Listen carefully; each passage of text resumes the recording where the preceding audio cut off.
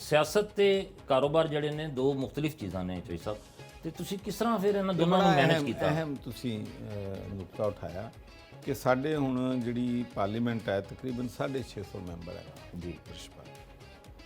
ਤੇ ਮੇਰਾ ਖਿਆਲ ਹੈ ਕਿ ਜ਼ਿਆਦਾ ਤੋਂ ਜ਼ਿਆਦਾ ਅਸੀਂ 1 ਦਰਜਨ ਲੋਕ ਹੋਵਾਂਗੇ ਜਿਨ੍ਹਾਂ ਦਾ ਬਿਜ਼ਨਸ ਦਾ ਬੈਕਗਰਾਉਂਡ ਸੀ। ਅੱਛਾ।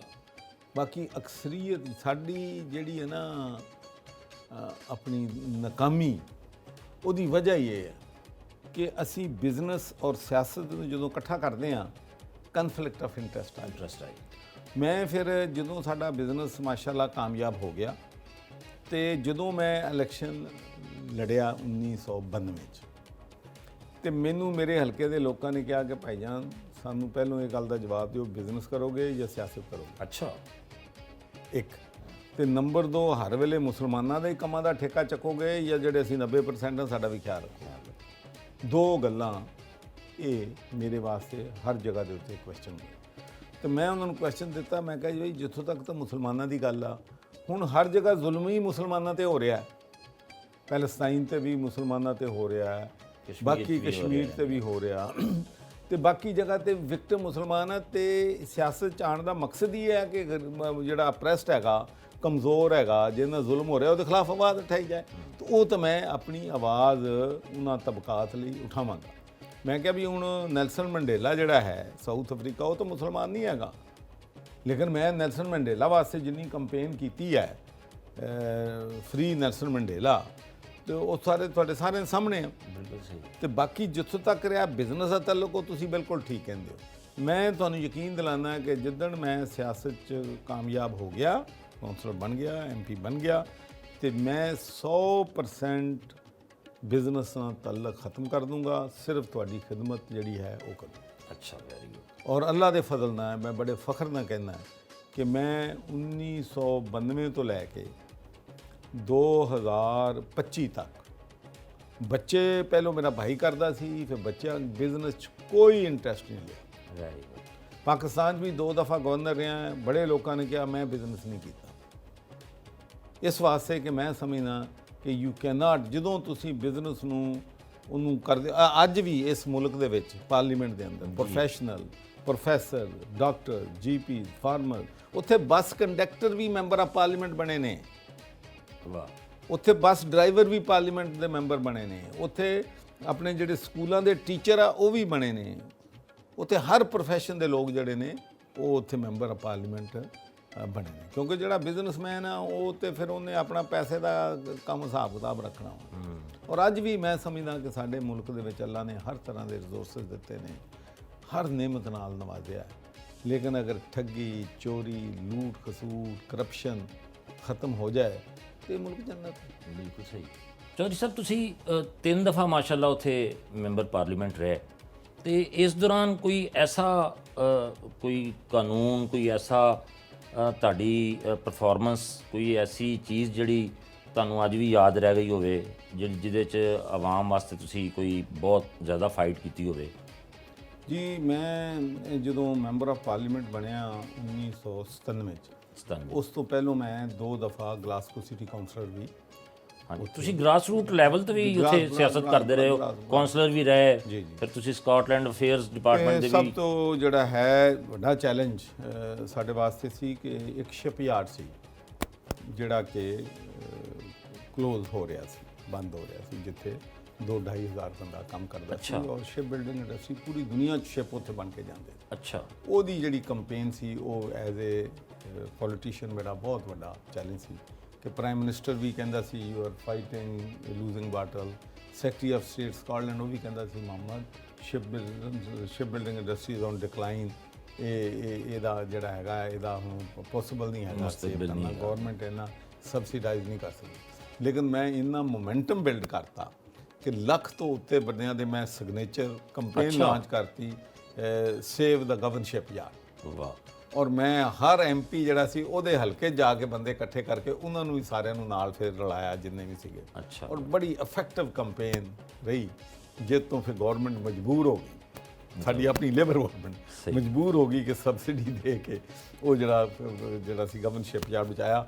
ਔਰ ਮਾਸ਼ਾਅੱਲਾ ਹੁਣ ਵੀ ਮੇਰੇ ਬੇਟੇ ਨੇ ਫਾਈਟ ਕਰਕੇ ਹੁਣ ਅਗਲੇ 10 ਸਾਲ ਤੱਕ ਉਹਨਾਂ ਕੋਲ ਆਰਡਰ ਮੌਜੂਦ ਨੇ ਵਾਹ, ਵਾਹ, ਔਰ ਉਹ ਉੱਥੇ ਹਜ਼ਾਰਾਂ ਲੋਕਾਂ ਦੇ ਜਿਹੜੇ ਜੌਬ ਹੈਗੇ ਆ ਉਹ ਸੇਵ ਹੋਏ ਜ਼ਬਰਦਸਤ। ਔਰ ਉਹਦੀ ਵਜ੍ਹਾ ਨਾਲ ਮੈਨੂੰ ਫਾਇਦਾ ਹੋਇਆ ਕਿ ਮੈਂ 1997 ਜਦੋਂ ਇਲੈਕਸ਼ਨ ਲੜਿਆ ਸੀ ਉਦੋਂ ਮੈਂ ਜਿੱਤਿਆ ਸੀ 3000 ਵੋਟਾਂ ਤੇ। ਅੱਛਾ, ਇਹ ਸ਼ਿਪਯਾਰਡ ਦੀ ਵਜ੍ਹਾ ਨਾਲ ਔਰ ਹੋਰ ਮੇਰੀ ਆਪਣੀ ਜਿਹੜੀ ਮਿਹਨਤ ਮੈਂ ਕੀਤੀ ਇਲਾਕੇ ਦੀ ਖਿਦਮਤ ਦੀ ਤੇ ਮੈਂ ਅਗਲਾ ਇਲੈਕਸ਼ਨ 6500 ਵੋਟਾਂ ਤੇ ਅੱਛਾ, ਮੈਂ ਮਾਸ਼ਾਅੱਲਾ। ਜਿੱਤਿਆ।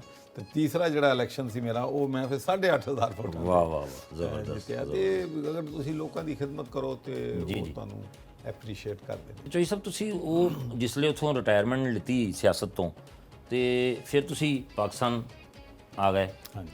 ਤੇ ਉੱਥੇ ਦੀ ਸਿਆਸਤ ਦਾ ਇੱਥੇ ਦੀ ਸਿਆਸਤ ਦਾ ਨਾਲ ਅਗਰ ਮੁਆਜ਼ਨਾ ਕੀਤਾ ਜਾਵੇ ਤੇ ਕੀ ਸਮਝਦੇ ਹੋ ਤੁਸੀਂ? ਉਹਦੇ ਜੀ ਮੈਂ 2-3 ਤੁਹਾਨੂੰ ਮਿਸਾਲਾਂ ਦੇ ਦਿੰਦਾ ਉਹ ਤੋਂ ਜਿਹੜੇ ਸਾਮੀਨ ਆ ਉਹ ਸਮਝ ਸਕਣ ਦੇ ਕਿ ਕੀ ਹੈ।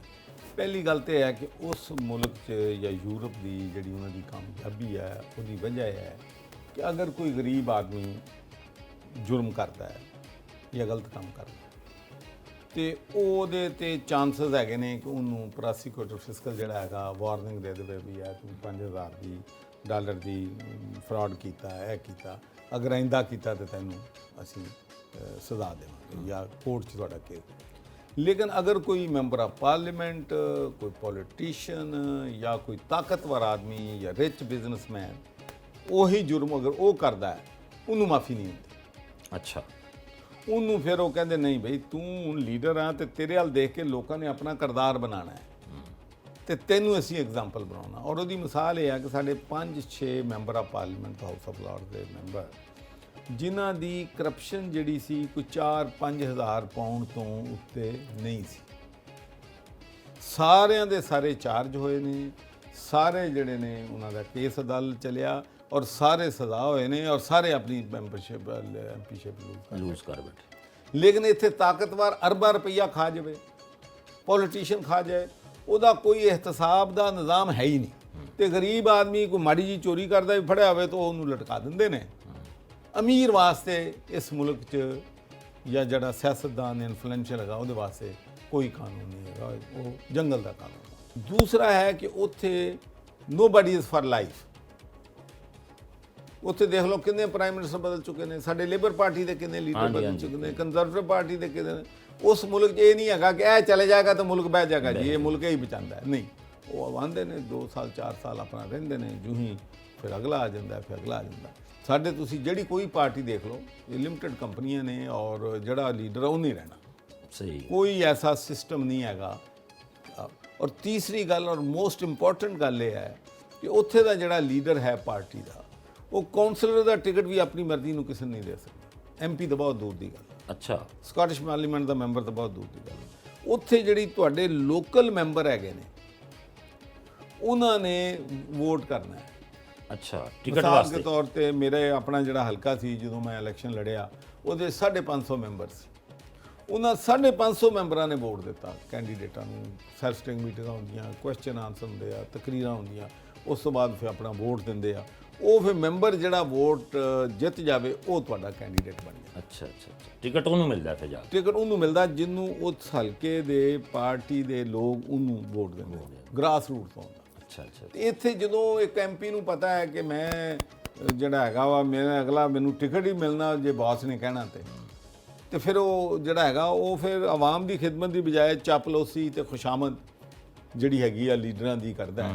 ਔਰ ਇੱਥੇ ਦੀ ਮੁਲਕ ਦੀ ਸਿਆਸਤ ਦੀ ਬਦਕਿਸਮਤੀ ਇਹ ਹੈ ਕਿ ਇਸ ਮੁਲਕ 'ਚ ਜਿਹੜਾ ਬੰਦਾ ਸੱਚੀ ਗੱਲ ਕਰਦਾ ਹੈ ਔਰ ਆਪਣੀ ਲੀਡਰਸ਼ਿਪ ਅੱਗੇ ਡਿਸਐਗਰੀ ਕਰਦਾ ਹੈ ਉਹਦੀ ਸਰਵਾਈਵਲ ਬੜੀ ਮੁਸ਼ਕਲ ਹੈ। ਥੱਲੇ ਚੌਈ ਸਾਹਿਬ, ਇਹ ਤੁਸੀਂ ਜਿਸਲੇ ਉੱਥੋਂ ਰਿਟਾਇਰਮੈਂਟ ਲਈ ਉੱਥੋਂ ਬਰਤਾਨੀਆ ਚੋਂ ਤੇ ਫਿਰ ਤੁਸੀਂ ਪਾਕਿਸਤਾਨ ਆਉਣ ਤੋਂ ਪਹਿਲੇ ਇਹ ਸਾਰੀਆਂ ਚੀਜ਼ਾਂ ਦੇ ਬਾਰੇ ਤੇ ਜਾਣਦੇ ਸੋ ਕਿ ਪਾਕਿਸਤਾਨੀ ਪੋਲਿਟਿਕਸ ਜਿਹੜੀ ਹੈ ਉਹਦੇ 'ਚ ਤੇ ਬੇਸ਼ੁਮਾਰ ਖਰਾਬੀਆਂ ਨੇ, ਇਸ ਦੇ ਬਾਵਜੂਦ ਤੁਸੀਂ ਇੱਥੇ ਅਸੀਂ ਸੋਚਿਆ ਨਾ ਗਲਤਫਹਿਮੀ ਹੋ ਗਈ ਨਾ ਕਿ ਅਸੀਂ ਠੀਕ ਕਰ ਲਾਂਗੇ।